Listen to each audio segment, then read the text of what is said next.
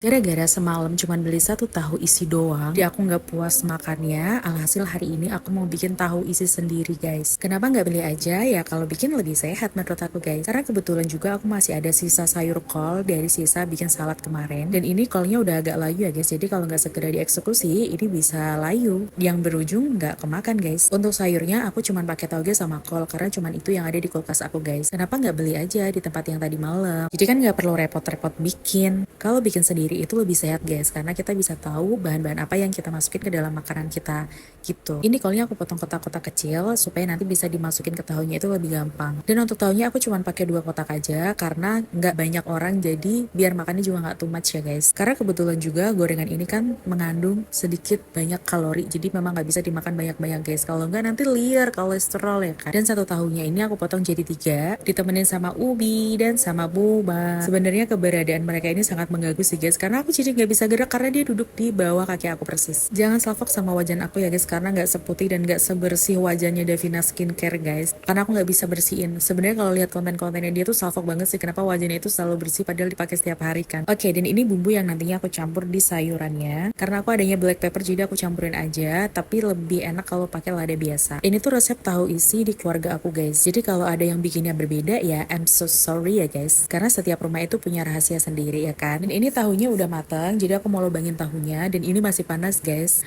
Terus kita masukin, cara masukinnya itu kita masukin sedikit-sedikit sama masukin 1 jempol kita untuk mendorong sayurnya ke dalam. Dan ternyata masih ada daun bawang yang beku, guys, karena tadi daun bawangnya itu baru banget aku keluar dari freezer. Kita bikin satu-satu sampai habis semuanya. Dan untuk tepungnya ini aku cuma pakai penyedap aja ya. Tapi sebenarnya, guys, kalau dibilang bikin sendiri lebih enak atau enggak, jawabannya adalah tidak. Karena lebih enak tahu isi yang aku makan tadi malam, guys, yang beli. Ya tapi mau gimana, karena alasannya ini kan untuk sehat, jadi ya mau nggak mau harus beli. Salah, maksud aku harus bikin sendiri. Dan kayaknya aku jadi salah satu pelopor tahu isi kol ungu gak sih, guys? Ya walaupun gak seenak rasa yang dibeli semalam, tapi lumayan lah.